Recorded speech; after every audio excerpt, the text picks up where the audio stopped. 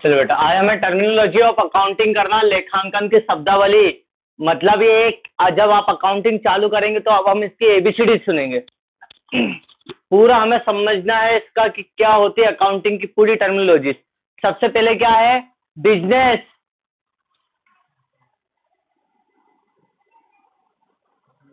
Business. दूसरा trade. तीसरा profession. पहले मैंने आपको बता चुका था बिजनेस, प्रोफेशन एंड एम्प्लॉयमेंट में डिफरेंस, तीन चीज बताया था। यहाँ पर हम देखेंगे व्यवसाय क्या होता है, व्यापार क्या होता है, और पेशा क्या होता है बेटा संजय? बिजनेस। हाँ, व्यापार होता है, व्यापार नहीं होता, व्यवसाय बोला मैंने, बिजनेस। एक बात नहीं, अलग अलग है, व्यापार अलग है, व्यवसाय अलग है। वही तो चीजें तुमको पता होना चाहिए बेटा। एक व्यापारी का मतलब अलग होता है, एक व्यवसाय का मतलब अलग होता है। ठीक है, थोड़ा सा डिफरेंस है, ज्यादा नहीं, थोड़ा सा डिफरेंस है। आपने पढ़ा है? तानिया पढ़ा है? बिजनेस के बारे में तो बता सकते हो जब मैंने समझाया था।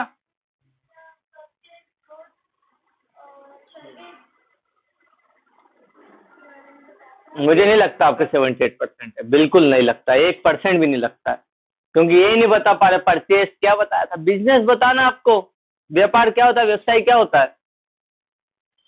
मुझे जवाब एकदम परफेक्टली चाहिए ना। ऐसा कोई काम करना है जिससे प्रॉफिट हो। हाँ, तो इसमें पूंजी लगे। ऐसा कोई काम करना, कोई काम तो बहुत सारा होता है। आप जॉब कर रहे हो तो काम कर रहे हो, उससे भी तो आपको पैसा मिल रहा है ना। Buying and selling of goods and service for earning profit is called business. Buying and selling, कितनी चीजें आनी चाहिए? पहली चीज ना, बाइंग मतलब खरीदना, एंड सेलिंग कितनी चीज आनी चाहिए? पहला बाइंग एंड सेलिंग, सर खरीदी बिक्री आती है ना, किसकी? गुड्स एंड सर्विस की, वस्तु होगा या सेवा होगी। और तीसरा क्या है? फॉर अर्निंग, है ना, प्रॉफिट। लाभ कमाने के उद्देश्य से वस्तु और सेवाओं का क्रय विक्रय ही व्यापार व्यवसाय कहलाता है। जोड़ के बोल सकते हैं, buying and selling of goods and service for earning profit is called business, है ना। व्यवसाय का अर्थ वस्तु एवं सेवाओं के क्रय विक्रय से है जिसका उद्देश्य लाभ कमाना होता है। खरीदी बिक्री से सिंपल सा है, 3 लाइन का है, पहले भी बोला था। इनको एकदम परफेक्टली कर लिया करो, इनको 3 को जोड़ के नहीं बोल सकते हो। जिनका हिंदी मीडियम में अकाउंट इंग्लिश में ही है ना, बट आप हिंदी में समझ सकते हो। मैं हिंदी में भी पढ़ा रहा हूँ आपको, इंग्लिश में भी बता रहा हूँ। ठीक है, हो जाएगा बेटा। बता सकते हो what do you mean by business, है ना। कोई बिजनेसमैन अगर आप बोले व्यवसाय मतलब या तो गुड्स को भी बेचता होगा, सर्विस भी बेचता होगा। गुड्स मतलब ऐसी चीज जिसको देख सकते, छू सकते, महसूस कर सकते, ये हमारी गुड्स में आती है, वस्तु में। और सेवा मतलब सर जिसको देख छू नहीं सकते, महसूस नहीं कर सकते, लेकिन कहीं ना कहीं इसका को खरीदी बिक्री क्यों की जा रही है? लाभ कमाने के उद्देश्य से। जैसे आप पार्लर में गए तो पार्लर में आपको क्या दी जा रही है? सर्विस दी जा रही है, सेवाएं दी जा रही है ना। आप सैलून में गए तो आपके बाल वाल काट के आपको क्या दी जा रही है? सर्विस दी जा रही है, तो ये क्या होगी? सेवा है। बस में गए, मूवी देखने गए आप टॉकीज में, थिएटर में, तो ये क्या आपको सर्विस प्रोवाइड हो रही है। ट्रेन में बैठे सर्विस प्रोवाइड हुई, फ्लाइट में बैठे सर्विस प्रोवाइड हुई, ये सर्विस सेक्टर है ना। और गुड्स मतलब ये जो चीजें आपके पास है ना, गुड्स, समझ गए। Buying and selling of goods and service for earning profit is called business. तो व्यापार क्या होगा? सेम, बाइंग एंड सेलिंग, है ना। ओनली गुड्स, केवल वस्तुओं की क्रय विक्रय जिसका उद्देश्य लाभ कमाना होता है, इसे हम क्या कहते हैं? है ना, व्यापार कहते हैं, ट्रेड, है ना, फॉर अर्निंग प्रॉफिट। बस जो व्यापारी, अगर आप किसी सुना सर ये तो ट्रेडर है, व्यापारी, व्यापारी मतलब वो किस चीज का यूज का क्रय विक्रय करता है? केवल गुड्स का, केवल वस्तुओं का क्रय विक्रय कर रहा, तो आप क्या बोलोगे? ये ट्रेडर है ना, व्यापारी है। तो व्यापार और व्यवसाय में अंतर है ना। आपके पापा व्यापार करते हैं, व्यापारी है मतलब वो चीजों को, वस्तुओं को, गुड्स को क्रय विक्रय खरीदी बेची कर रहे हैं, है ना। लेकिन अगर कोई बिजनेस की बात करें, बिजनेस मतलब इसमें दोनों चीज इंक्लूड हो जाएगी, सेवाएं भी और वस्तु भी, गुड्स एंड सर्विस दोनों को इंक्लूड किया गया, इसलिए इसको बिजनेस कहा गया ना। मैं ये नहीं बोलूंगा मैं व्यापार कर रहा हूँ, है ना, मैं कुछ चीजें बना के बेचती रहा। अगर मेरा इंस्टीट्यूट है तो मैं क्या बोलूंगा? मैं बिजनेस कर रहा हूँ, व्यवसाय कर रहा हूँ। समझे? तो व्यवसाय में और व्यापार में बेटा, बिजनेस में और ट्रेड में डिफरेंस समझ जाओ, बहुत छोटा है ना। लेकिन बहुत सारे अभी भी जो ऐसे बच्चे होंगे जो 12th पास आउट हो गए कॉलेज में, उनको भी बिजनेस और ट्रेड में डिफरेंस नहीं पता है ना, बहुत कम बता पाते हैं। नॉर्मली हमें पता होना चाहिए, क्योंकि रटना नहीं है हमें, ठीक है। प्रोफेशन का मतलब हम अभी पढ़ा था अपन ने, क्या होता है प्रोफेशन का मतलब? व्यक्ति मतलब वो कोई कर सकता है, सामान्य व्यक्ति। क्या होगा तानिया? हाँ। जब कोई व्यक्ति अपनी प्री स्किल्स, विशिष्ट अनुभव और ज्ञान के आधार पर कोई सेवाएं प्रदान करता है, ऐसे व्यक्ति को पेशेवर व्यक्ति कहते हैं। जैसे डॉक्टर है, विशिष्ट ज्ञान है, अनुभव है ना। प्रशिक्षण है, प्रशिक्षण मतलब विशिष्ट स्पेशल नॉलेज हो, है ना, ट्रेनिंग हो, ठीक है, स्किल्स हो, है ना। ट्रेनिंग स्किल्स के बेस पे क्या कर रहा है? अपनी सर्विस प्रोवाइड कर रहा, सेवाएं दे रहा है, ऐसे व्यक्ति को हम पेशेवर व्यक्ति कहेंगे, और ऐसे व्यवसाय को पेशा कहेंगे। जैसे डॉक्टर है, इंजीनियर है, सीए है, वकील है, लॉयर है, तो ये सब क्या है? पेशेवर व्यक्ति प्रोफेशन है। मतलब है क्या? प्री नॉलेज, स्पेशल ट्रेनिंग या स्पेशल स्किल्स के बेस पे सर्विस प्रोवाइड कर रहा है, सेवाएं ना। मतलब ऐसा व्यक्ति जो अपने विशिष्ट ज्ञान, अनुभव और प्रशिक्षण, पूर्व प्रशिक्षण के आधार पर किसी अन्य व्यक्ति को सेवाएं प्रदान करता है, तो ऐसे मतलब कार्य को हम क्या कहते हैं? पेशा कहते हैं, ठीक है। हो जाएगा तीनों। मतलब देखो पहले नंबर पे क्या लिखा था? यही है ना, बिजनेस हो गया, ट्रेड हो गया। पढ़ो उसको, 1 मिनट दिया, दोनों को पढ़ो, है ना, ताकि आप उसमें उस लैंग्वेज को समझ सको। हो जाएगा ना ये? क्योंकि अभी एबीसीडी में अपन ने ए, बी और सी पे ही आए, 3 चीज करी है अपन ने, ठीक है।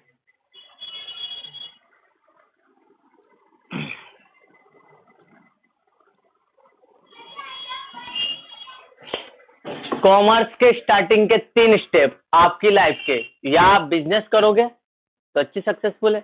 बिजनेस सर हम या तो गुड सेक्टर में जाएंगे तो हम क्या कहलाएंगे? व्यापारी कहलाएंगे, ट्रेडर, है ना। अगर सर्विस सेक्टर्स में जाते हैं तो हम बिजनेस में आ जाएंगे, ठीक है।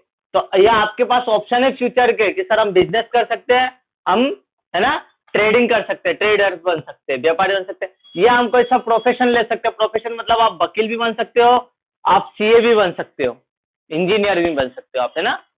आप मैनेजर्स बन सकते हो, एमबीए कर सकते हो। आजकल ये भी मैनेजमेंट एक प्रोफेशन, प्रोफेशनल एक्टिविटीज आ गई है, तो ये सीन कर सकते हैं। इसके बाद अगला पॉइंट,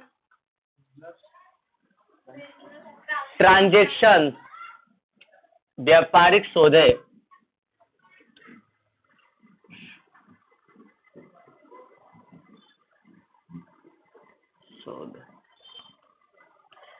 वैसे तो 3 प्रकार के लेन देन होते हैं, लेकिन अभी हमें 2 ही लेन देनों को देखना है, तीसरा अपन देखेंगे बिल्स ऑफ एक्सचेंज में। जब आप 6वां 7वां चैप्टर करोगे तब आपको समझ में आएगा, अच्छा सर ये बिल्स ऑफ एक्सचेंज, बहुत अच्छे से अपन पढ़ेंगे उसको।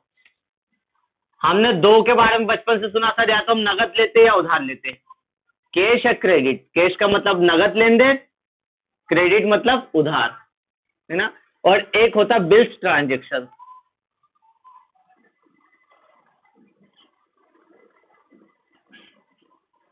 है ना, बिल का लेन देन करना।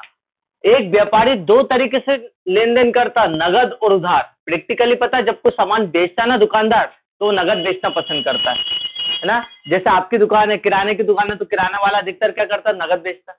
लेकिन उसके उधारी के ट्रांजेक्शन भी बहुत बड़े होते हैं। फॉर एग्जाम्पल, एक छोटा सा मैं एग्जाम्पल बताऊंगा। सामने अगर किराने की दुकान है ना यहाँ पर, तो ये कम से कम पूरे एरिया में 20 घरों में उधार सामान लेके जाते होंगे, घर ले जाते होंगे। आपके यहाँ पे भी कोई किराना दुकान होगी तो गली के 10-20 लोगों तो महीने का उधार सामान ले जाते होंगे। अब एक परिवार ने एक महीने का कितना सामान ले गया? 5,000 का लिया होगा कि नॉर्मली 5,000 तक का तो सर हमारा घर का राशन लग ही जाता है। तो 20 घरों ने अगर राशन लिया होगा तो उसने एक महीने में कितनी इनकम कमा ली? 1,00,000 रुपए उधार में। बड़ा है ना ये अमाउंट, समझ लो। और इसमें से भी चलो उसने 80,000 का सामान मान लिया, 70-80,000 का, तो भी 20,000 रुपए उसने उधार में कमा लिए, और नगद में तो अलग कमाता है, समझ रहे हो? तो कितना अच्छा सोर्स है। इसलिए उधारी भी बहुत बड़ा ट्रांजेक्शन होता है। अगर एक बिजनेसमैन को व्यापार में लंबे समय तक जमा रहना रहे तो उसको नगद और उधार दोनों ही बेचना पड़ेगा। अब ये बिल्स ऑफ ट्रांजेक्शन दो व्यापारियों के बीच में होते हैं, वो भी अपन आगे पढ़ेंगे चैप्टर में, ठीक है। तो दोनों ट्रांजेक्शन पता है, कैश और क्रेडिट, समझ गए। फिर स्वामी, इंग्लिश में कहा है तो प्रोप्राइटर। तो स्वामी का मतलब तो ओनर होता, मालिक। तो यहाँ पे प्रोप्राइटर का यूज क्यों किया जा रहा? बिजनेस की भाषा में बिजनेस का मालिक, ठीक है ना। ओनर, मालिक शब्द का कई बार यूज अच्छा भी नहीं रहता है बिजनेस का, है ना। एक्चुअल में बिजनेस के मालिक देखने में क्या कहता है, वो व्यापारी है, लेकिन होते उसके ऊपर अधिकार अधिकतर जनता का रहता है। अगर जनता प्रभावित नहीं हुई तो बिजनेस ऐसे बंद हो जाएगा, है ना। तो यहाँ पर उसको क्या बोल दिया है? प्रोप्राइटर। ध्यान रखता, जब भी आप फ्यूचर में कहीं पे लिखा रहता ना प्रोप्राइटर सिग्नेचर, आप प्रैक्टिकली आपको बहुत जगह देखने को मिलेगा। सुन रहा है इधर, वो बाद में करना, ध्यान रखना। आगे जाके जो कुछ डॉक्यूमेंट्स मिलते हैं आपको, जैसे आप कहीं पे वर्किंग करते हो तो वहां पे लिखेंगे प्रोप्राइटर के सिग्नेचर लेके आओ। बैंकिंग में कई बार आता है इसमें प्रोप्राइटर का सिग्नेचर नहीं। प्रोप्राइटर का मतलब समझ जाना कि जो बिजनेस उसके मालिक के, ओनर का सिग्नेचर मांग रहे, है ना। मतलब व्यापार के स्वामी को वो बंदा जो बिजनेस में पैसा लगाता है, पूरा रिस्क बेयर करता है व्यापार में, है ना, प्रॉफिट लाभ कमाने का अधिकारी होता है, उस व्यक्ति को क्या बोलते हैं? प्रोप्राइटर, ना। अब ये नहीं कि आपके पापा ने पैसा लगाया है आपके लिए और आपने बिजनेस चालू कर लिया, तो उस समय प्रोप्राइटर कौन होंगे? आप होंगे, क्योंकि बिजनेस पे अधिकार आपका, नियंत्रण आपका, और प्रॉफिट लाभ पाने के अधिकारी भी आप हो। सब कुछ आपके नाम से, तो आप क्या कहलाओगे? बिजनेस के प्रोप्राइटर, जिसके नाम से बिजनेस हो। नॉर्मली ओनर ही क्या करता है? पैसा खुद इन्वेस्ट करता है ना। बिजनेस के ऑपरेशन में पार्ट वही रहता है, कंट्रोल भी उसी का रहता है, लाभ पाने का अधिकारी भी वही होता है ना। प्रॉफिट अर्निंग करने का भी राइट उसको रहता है। ऐसे व्यक्ति को हम प्रोप्राइटर कहते हैं। तो ध्यान रखना, अब ओनर शब्द हटा के रिप्लेस कर दो प्रोप्राइटर, ठीक है। प्रोप्राइटर का मतलब owner of the business who invest the money and get to earning, मतलब राइट टू प्रॉफिट, है ना, जिसके ऊपर लाभ का अधिकार हो, ठीक। कैपिटल, हाँ, इस शब्द का मतलब संजय ने मेरे को समझाने की कोशिश करी थी। कैपिटल अब अपन थोड़ा और अच्छे से पढ़ लेते। कैपिटल हिंदी में कहा है पूंजी। हिंदी कमजोर है थोड़ी, देख लेना क्या होता है पूंजी, कैपिटल। रानू पहले आप बताओ थोड़ा बहुत तो बेटा, ये एबीसी पढ़ना बहुत ज्यादा जरूरी है, बहुत ज्यादा। ये बात नहीं बेटा खाली 11th, अब आपकी पूरी जिंदगी में जब तक आप कॉमर्स से रिलेटेड रहोगे ये शब्दों को सुनते ही रहोगे, है ना। चल संजय बता, कैपिटल क्या होगा? जो भी केस लगाया, रूट्स लगाई, हाँ, कैपिटल। तो कैपिटल ही क्यों बोलते हैं, है ना, उसका रीजन। बेटा कैपिटल का मतलब क्या होता है, इसका छोड़ दो अभी कॉमर्स में। कैपिटल का मतलब क्या होता है? कैपिटल आपने कहाँ सुना है बचपन से? एबीसीडी में जो, हाँ, एबीसीडी में जो बड़ा होता है उसको आप बोलते हैं सर कैपिटल। ये स्मॉल और एक कैपिटल, है ना। और कैपिटल कहाँ सुना? एमपी की कैपिटल क्या है? राजधानी, है ना। राजधानी है भोपाल। एमपी की कैपिटल मतलब सबसे बड़ा, जहाँ पे नियंत्रण होता है ना, सबसे बड़ा।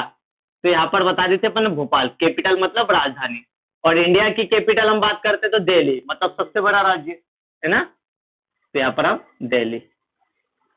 तो ओवरऑल कैपिटल का मतलब क्या होता है, ये तो मतलब कैपिटल का मतलब होता है लार्ज, बड़ा, बहुत बड़ा, उसको बोलते हैं हम लार्ज।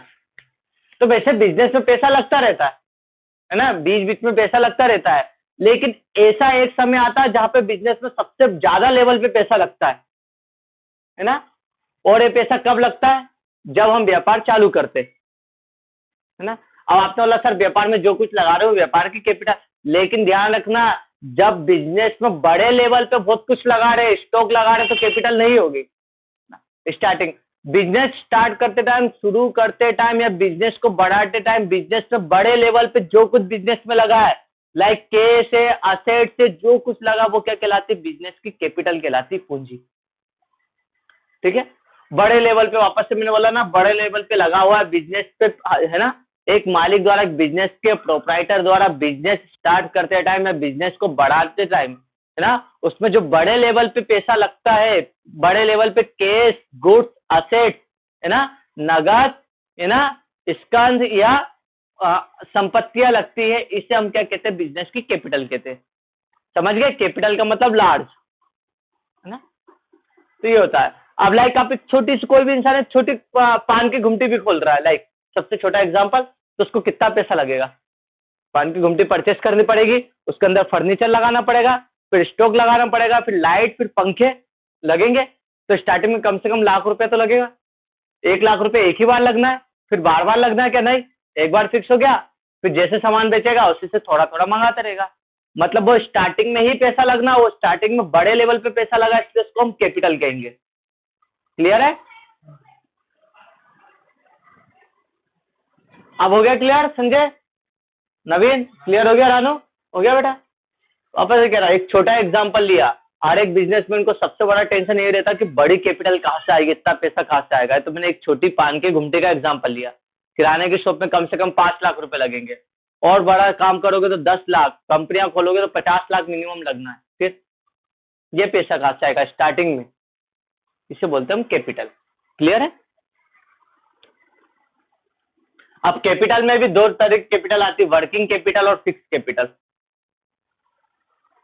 पता है, वर्किंग कैपिटल और फिक्स कैपिटल, इसमें अपन पहले ये तो पढ़े, आप ये एकदम परफेक्ट कर लो, फिर बताऊंगा मैं वर्किंग कैपिटल क्या होती है, फिक्स कैपिटल क्या होती है। ठीक है, ये टाइप्स ऑफ कैपिटल आती है, ये इसमें भी आपको नहीं बताया है। क्या अगला, ड्राइंग्स, क्या होगा ड्राइंग, बिल्ली बना दी, यही क्या ड्राइंग, चल संजय। बिजनेस में से जो भी अपने पर्सनल खर्चे के लिए पैसे निकालते हैं वो टाइप्स ऑफ ड्राइंग्स, अपन दोनों चीजें पढ़ते हैं। आहरण हिंदी में कहा है तो बेटा आहरण, ड्राइंग्स हिंदी में कहा जाए तो आहरण। क्लियर। देखो क्या एग्जांपल, अपन एक ही एग्जांपल, किसी एक बिजनेस का एग्जांपल लेके चलते तो हम एक छोटे से कमर्शियल बन जाएंगे, छोटे से हम एक बिजनेसमैन बन जाएंगे। तो अपन किसका एग्जांपल लेके चलते हैं, एक किराना शॉप का लेके चल रहे हैं, फिर किराना शॉप से धीरे धीरे करके अपन एक बड़ी कंपनी तक जाएंगे। अब आपकी सबकी ही एक किराना शॉप एक समझ जाओ, या स्टोर है, जो भी आप समझते हो, किराना जिसको चाहिए, किराना शॉप, सर हमारा स्टोर, हमारा ब्यूटी पार्लर है, हमारी बैंक है ना, ये आपके पास है। तो किराना स्टोर का मैंने एग्जांपल दे रखा। अब नवीन ने जो किराना स्टोर खोली हुए, ठीक है, नवीन किराना स्टोर, इन्होंने जो सब सामान रखा था बेचने के लिए रखा था, लाइक एक डेयरी मिल्क के 50 रुपए वाली, वो बेचना था, बेचने के लिए रखी थी। इन्होंने इसलिए खरीदी थी ताकि इसको बेचे और इससे पैसा आए, है ना। तो इन्होंने, घर में एक बच्चा आया और उन्होंने बोला कि चाचू या भैया मुझे डेयरी मिल्क चाहिए, जिद कर रहा है, उन्होंने वो डेयरी मिल्क निकाल के दे दी। ठीक है, अब एक्चुअल में जो 50 रुपए आप उसके पास वो डेयरी मिल्क बेचने से आने से, अब आने से रह गए, तो एक तरीके से क्या हुआ, इनका लॉस हो गया, है ना। ड्राइंग्स, इससे इनका प्रॉफिट कम हो गया, है ना। जब कोई व्यापारी अपने पर्सनल व्यक्तिगत उपयोग के लिए व्यापार में से कुछ निकाल लेता है, ठीक है, तो इसे हम क्या बोलते हैं, ड्राइंग्स कहते हैं। क्लियर है। ड्राइंग्स भी दो टाइप्स की होती है, समझे। अब सुन लो, दो टाइप्स की ड्राइंग्स होती है ना। पहली होती गुड्स की और दूसरी होती कैश की, है ना। गुड्स मतलब इन्होंने क्या करा, है ना, डेयरी मिल्क अपने यहाँ पे अपनी फैमिली के एक बच्चे को दे दी, तो इससे इनका स्टॉक कम हुआ है, इससे इनकी क्या हो गई, परचेस स्टॉक क्या हो गया, डिक्रीज हो गया है।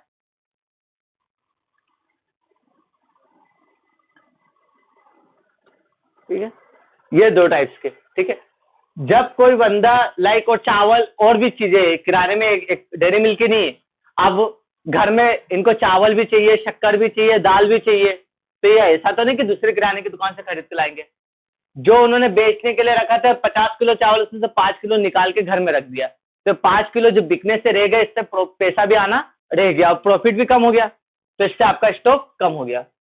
तो होती पहली ड्राइंग क्या होती है सर, गुड्स की ड्राइंग, और दूसरी कैश की ड्राइंग। या तो कुछ ऐसे रहते हैं यार कि बच्चे की फीस भरना, क्या करें, चलो हिसाब बाद में करेंगे, पहले इसमें से निकाल के पैसा दे देते। अभी आपने हिसाब नहीं करा कि कितना फायदा हुआ कितना नुकसान हुआ, आपने पैसा निकाल के फीस भर दी बच्चे की, है ना, तो इसे क्या बोलेंगे हम, कैश की ड्राइंग। इससे आपकी क्या होगी, लिक्विडिटी कम होगी, कैश कम होगी, है ना। इस ड्राइंग से क्या होगी, आपका कैश डिक्रीज होगा, डिक्रीज इन कैश। दोनों से हमारा क्या फर्क पड़ेगा व्यापार से, इससे सर हमारी पूंजी कम हो जाएगी, कैपिटल, है ना, कि सर हमने अगर 50,000 कैपिटल लगाई और 5,000 रुपये हमने पर्सनल यूज के लिए निकाल लिया, चाहे स्टॉक निकाला हो या कैश निकाला हुआ, तो अब हमारी कैपिटल कितनी बची, 45,000 बची, 45,000। इनसे क्या होती है, हमारी कैपिटल हमेशा रिड्यूस होती है ड्राइंग से। इन कंसेप्ट को बहुत ध्यान से समझना, उसका रीजन है 12th पूरा बेस है ना, इसलिए अभी 11th को मैं सबसे ज्यादा इंपॉर्टेंस देता हूं। अगर आपने 11th नहीं कर पाया ना बेटा, 12th में भी थ्योरी के भरोसे भी नहीं निकल पाओगे, है ना, फिर दिक्कत हो जाएगी। तो समझ गए, इसमें कोई प्रॉब्लम है क्या, पूछ लो बेटा, डाउट आ रहा फिर पूछ लो, है ना, क्लियर है, एक बार हो, है ना। ड्राइंग्स, जब कोई व्यापारी अपने निजी उपयोग के लिए व्यापार से कुछ सामग्री या नगद निकाल लेता है, तो उस राशि को हम ड्राइंग्स कहते हैं, आहरण, है ना, ठीक है। Cash and goods withdraw by proprietor for personal use is called drawings, है ना। कोई भी प्रोप्राइटर है, बिजनेस का ओनर है, कैश एंड गुड्स को क्या करता है, विड्रॉ कर लेता for personal use. Personal use जरूर आना चाहिए इसमें, सबसे ज्यादा इंपॉर्टेंट पर्सनल यूज, है ना, अपने निजी उपयोग के लिए निकाला है, तो इसको हम क्या करेंगे, ड्राइंग्स। क्लियर है,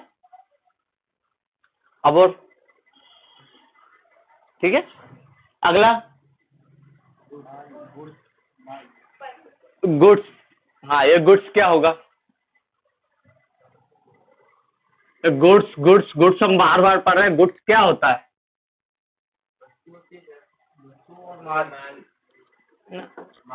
वापस से अपने को समझना बेटा, इसमें भी बहुत सारी चीजें। गुड्स, इसको कॉपी में लिख लोगे तो मैंने जितना बताया सबको कॉपी में लिखना चाहिए था एक्चुअल में आपको, है ना, लेकिन सब समझने में है, लिख लेते तो एक बार घर पे रिवाइज कर लेते। चलो अच्छी बात है, अभी रिकॉर्ड हो रहा है ना। क्या होगा गुड्स, एक बार पढ़ो उसको बेटा, गुड्स को पढ़ो, 1 मिनट दिया मैंने आपको।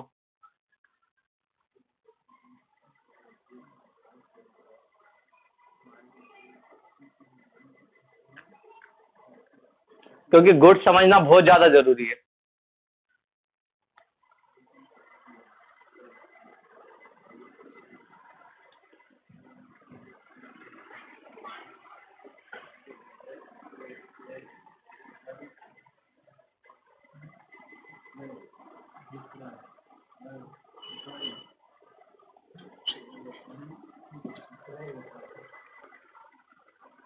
ठीक है, आप समझा सकते हो,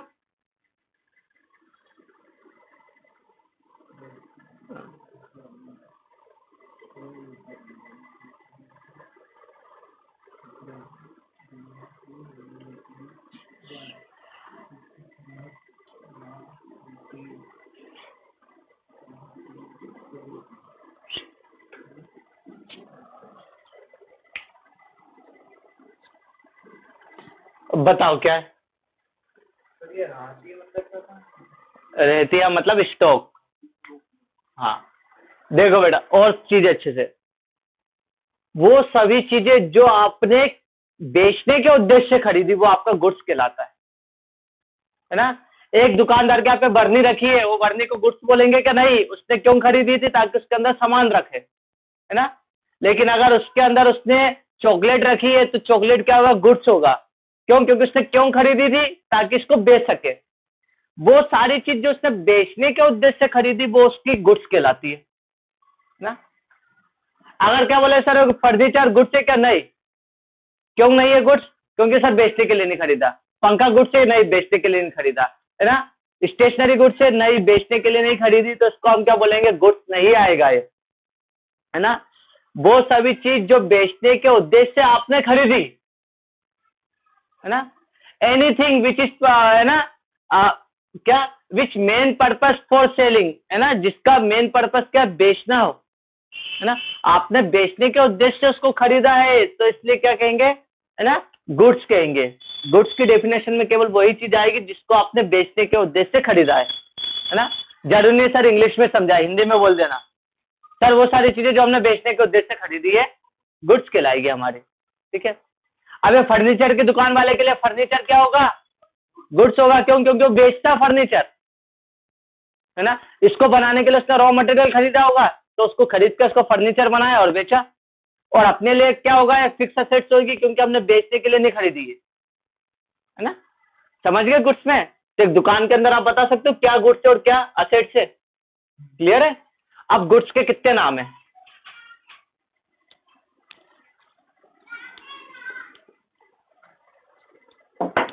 उसमें नहीं लिखा है, इधर देख लो। सब चीज बुक में नहीं मिलती है, और मिलेगी तो ढूंढनी पड़ेगी। गुड्स के नाम में पहला आता है इन्वेंट्री। वो शब्द सुनने को मिलेगा, कंपनी में बोलते हैं इनके पास इन्वेंट्री है कि नहीं, कितनी इन्वेंट्री है ना। इन्वेंट्रीज को गुड्स कहते हैं, ठीक है। और क्या बोलते हैं, स्टॉक। स्टॉक मतलब भी गुड्स। आपके पास कितने का स्टॉक है, सुना होगा ना, पापा के मुंह से तो कई बार सुना होगा, स्टॉक है कि नहीं अभी, ना। स्टॉक और कंपनियों में बोलते हैं इन्वेंट्रीज, है ना। और क्या बोलेंगे, मटेरियल, रॉ मटेरियल नहीं, ओनली मटेरियल। और इन्वेंट्री, गुड्स, स्टॉक, मटेरियल, ठीक है। ये चीजें पता है। नेम ऑफ गुड्स के स्टॉक भी बोलते हैं सर, इन्वेंट्रीज भी बोलते हैं, मटेरियल। आप टेली जब प्रोफेशनल अकाउंटिंग करोगे ना, उसके अंदर आपको आएगा इन्वेंट्री। इन्वेंट्रीज का मतलब समझ जाना स्टॉक है। प्रैक्टिकल अकाउंटिंग में बता रहा हूँ, यहाँ पे अगर टेली का सॉफ्टवेयर होगा या कोई सा भी सॉफ्टवेयर होगा, उसमें इन्वेंट्रीज लिखा होगा। गुड्स नहीं यूज किया जाता है, ना स्टॉक किया जाएगा, ना मटेरियल। वहां पे क्या यूज किया जाएगा, प्रोफेशनल अकाउंटिंग में इन्वेंट्रीज का। बुक में नहीं है, बट आपको पता होना चाहिए, ठीक है। पहला, अब इसमें, है ना, टाइप ऑफ गुड्स कितने होंगे, टाइप ऑफ गुड्स, कितने प्रकार के गुड्स होते हैं बताया है ना। 3 तरीके के गुड्स होते हैं ना, 3 टाइप्स के गुड्स होते हैं। पहला होता है बेटा रॉ मटेरियल, दूसरा गुड्स होता है जिसका नाम है वर्क इन प्रोग्रेस। ये बताया क्या बताया ना, अपन थोड़ा और अच्छे से समझ लेते हैं। और तीसरा फिनिश गुड्स बताया, और अगर आप नहीं बता पा रहे मतलब कुछ कमी है या पढ़े अच्छे से नहीं करे, भी फिनिश गुड्स। चलो बताया तो अब बताओ क्या होता है। बताया था, हाँ बुक में बताया ना, मेरा मैडम ने बताया क्या। देखो बेटा, 3 तरह के स्टॉक होते हैं। रॉ मटेरियल, हिंदी में कहा जाए तो कच्ची सामग्री, है ना, क्या है, कच्चा माल, सिंपल है ना, कच्चा। वर्क इन प्रोग्रेस मतलब अर्धनिर्मित, अर्धनिर्मित। और फिनिश गुड्स मतलब निर्मित, है ना।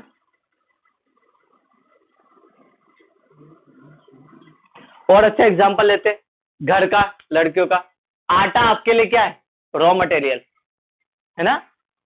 आटा क्या है इनके लिए, कच्ची सामग्री, रॉ मटेरियल। सर ऐसा मटेरियल जो क्या है अभी हम खा नहीं सकते, है ना। अब उसमें आपने नमक डाला, पानी डाला, उसको गूथा, अब वो किस पोजीशन में आ गया कि सर रॉ मटेरियल भी नहीं और तैयार भी नहीं है, अभी भी नहीं खा सकते, क्या वर्क इन प्रोग्रेस है। मतलब ये क्या, कार्य प्रगति पे, जहाँ पे कई काम वाम चलते हैं ना नगर निगम के, वहां पे पीला बोर्ड लगा रहता है, उस पर लिखा रहता है वर्क इन प्रोग्रेस, कार्य प्रगति पे, मतलब अभी तैयार भी नहीं और रॉ मटेरियल भी। और जब आपने रोटी बना के तैयार कर दी तो इससे क्या बोलेंगे आप, फिनिश गुड। 3 चीज। वैसे ही किसी कारखाने में इसका यूज आप दिक्कत कारखाने में रहता है ना, ये कहीं पे जहाँ पे निर्माण का कार्य हो रहा है।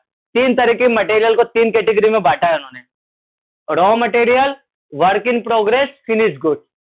जैसे टी शर्ट बना रहे कपड़े की कंपनी में, वहां पे रुई जो कपास है, जो कपड़े के लिए मटेरियल आता है, उसको क्या बोलेंगे? Raw material. अब उसको बनने के लिए तैयार कर दिया, शर्ट के कपड़े वो निकाल दिए, अभी टी शर्ट या शर्ट बननी चालू नहीं है, वो कपड़े को क्या बोलेंगे आप? Work in progress. कि सर एक काम प्रगति पे, अभी ये तैयार, अब रॉ भी नहीं बचा और बन के भी तैयार नहीं हुआ, इससे हम बोलेंगे वर्क इन प्रोग्रेस। और जैसे टी शर्ट बनकर तैयार हो गई, है ना। सोफा बनाना, सोफे के लिए पेड़ों से काटी हुई लकड़ियां, है ना, वो क्या हुई हमारी? Raw material. अब लकड़ियों से इसको कन्वर्ट किस में करा? प्लाई में करा, तो प्लाई क्या हो गई? Work in progress. और जैसे आपने फर्नीचर बना के तैयार कर दिया, आप बोलोगे फिनिश गुड्स, है ना। 3 टाइप्स के गुड्स पता है, हो गया। अब बैलेंस क्या होते हैं? चलो बैलेंस तो बाद में इसमें बता देता हूं ना।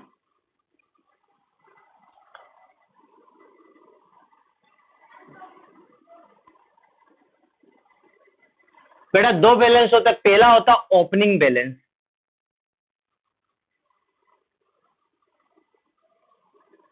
है ना। इसको किस नाम से जाना जाता है? इसको नाम से जाना जाता है बैलेंस बीडी। बीडी का मतलब होता है ब्रॉट डाउन, है ना। ये भी आपको अनारा में सिखा रहा हूं, ये सब मिक्स करोगे तो जाके अकाउंट पढ़ पाओगे, है ना। तो इन सबका हर जगह यूज होना पूरी बुक में।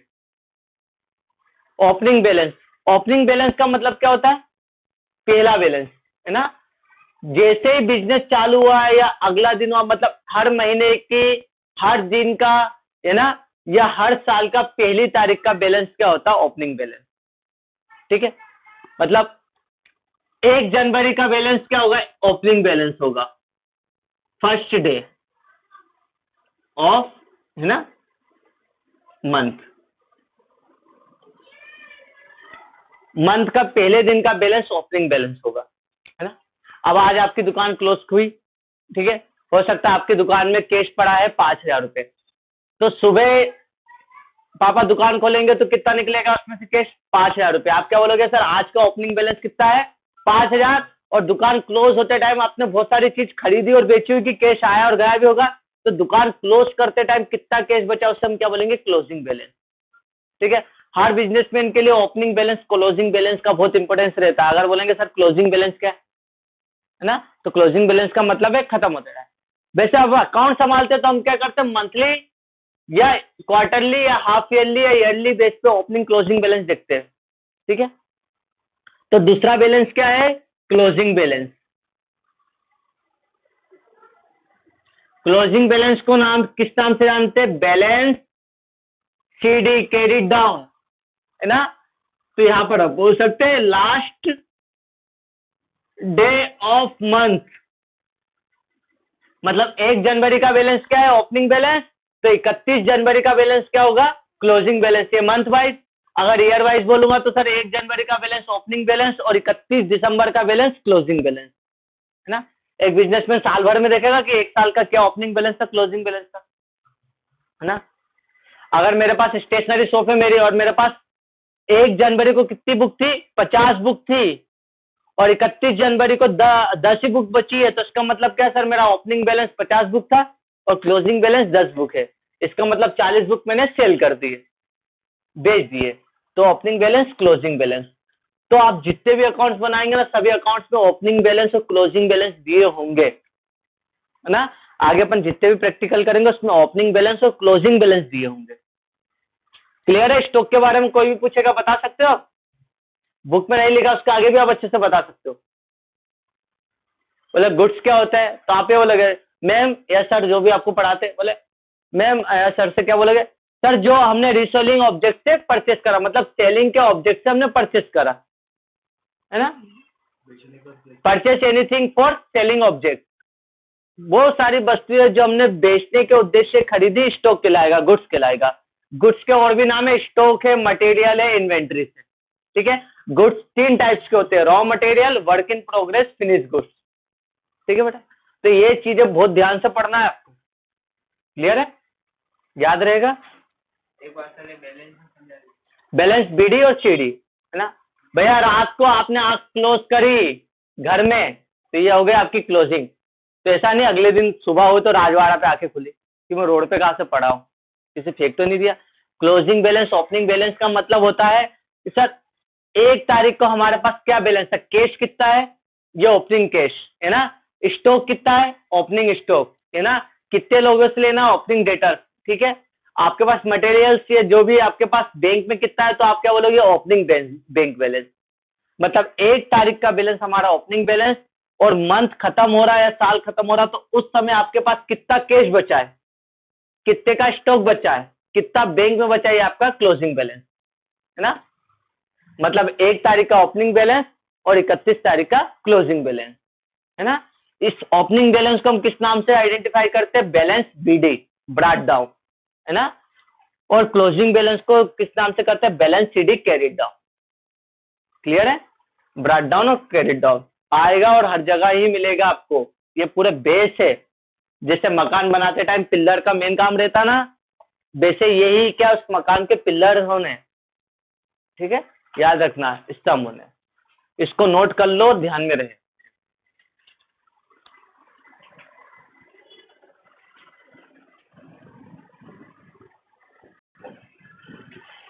चलो भैया, हो गया ये। अब आगे दूसरा देखें, याद रहेगा, ऐसे नहीं होगा, कम से कम आपको 10 से 15 बार याद करना पड़ेगा इनको।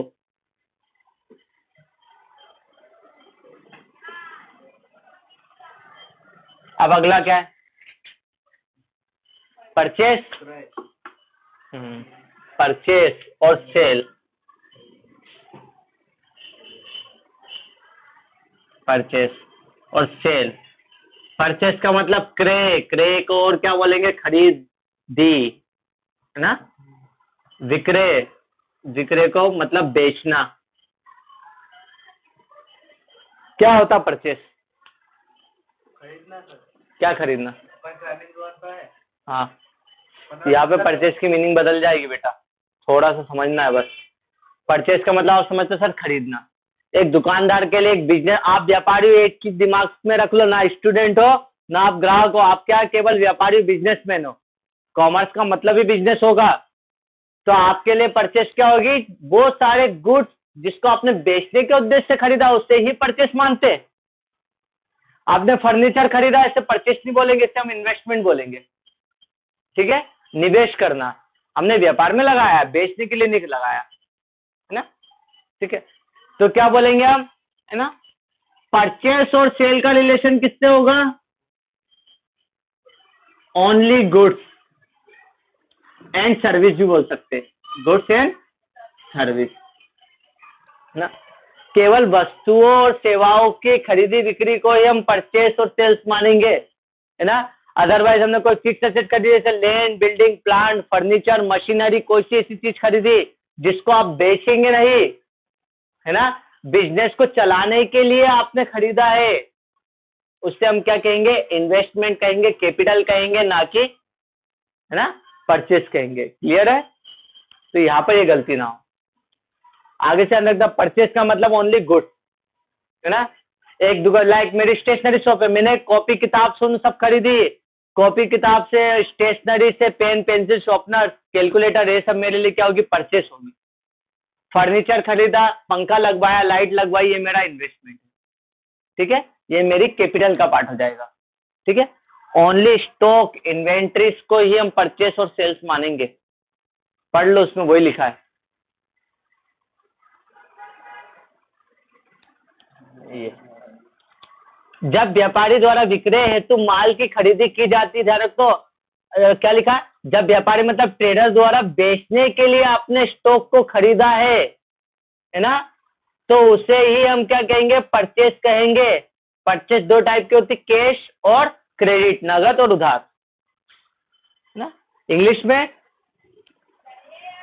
मिल गया, गुड्स बॉट फॉर रीसेल, वापस बेचने के लिए आपने क्या करा, कॉल्ड परचेस, समझे।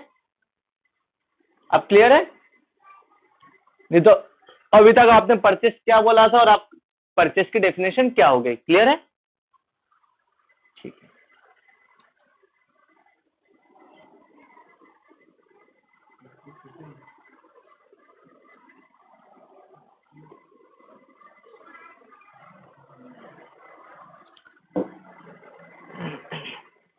रहा है सारी। क्या परचेस रिटर्न। परचेस हो गया, सेल हो गया ना, तो परचेस रिटर्न किसको बोलेंगे? अब स्टॉक को आप वापस कर रहे हो, परचेस रिटर्न है ना। मैंने क्या करा था, खजूरी मार्केट से 50 बुक लेके आया, पता चला 50 में से 5 बुक उसने फटी दे दी मुझे, प्रिंट खराब था, कुछ गलत था, तो आपने उसको क्या कर दिया, रिटर्न कर दिया। मतलब केवल स्टॉक को ही वापस करना परचेस रिटर्न होगा। फर्नीचर एसेट्स को वापस कर रहे हो तो परचेस रिटर्न नहीं होगा, उसे डिसइन्वेस्टमेंट कहेंगे। ठीक है, और सेल्स रिटर्न भी वही हुई है ना। क्या, कोई बात नहीं, ठीक। चलो उधर देखो,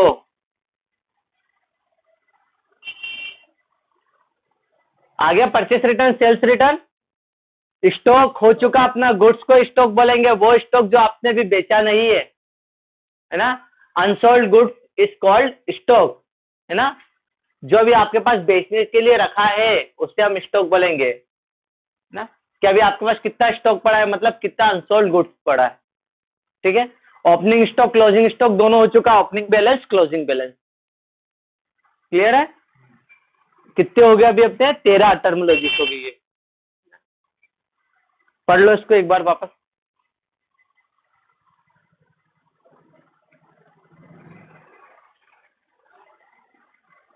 है? 1 से लेके 13 तक अभी अपने कर चुके हैं इसमें। कल सबसे बड़ा टॉपिक रहेगा अपना असेट्स और लाइबिलिटीज का, सबसे बड़ा टॉपिक और सबसे इंपॉर्टेंट टॉपिक है। ठीक है, असेट्स और लाइबिलिटीज बुक में बहुत मतलब लिखा ठीक है, लेकिन थोड़ा सा कंफ्यूजन वाली बात है उसमें। यहाँ पर अपन असेट्स को सब क्लियर कर लेंगे। ठीक है, चलो ठीक है बेटा, आज के लिए इतना काफी है। 13 पॉइंट्स जरूरत से ज्यादा भी समझाऊंगा तो दिक्कत हो जाएगी, इसको रिवाइज बहुत अच्छे से करना है। ठीक है, जितने चारों पांचों बेटे ना इनके लिए, और जो वीडियो ऑनलाइन देख रहे हैं उनको भी खुद ही सेल्फ असेसमेंट करना है। ठीक है, बाकी आप देखते कल। मुझे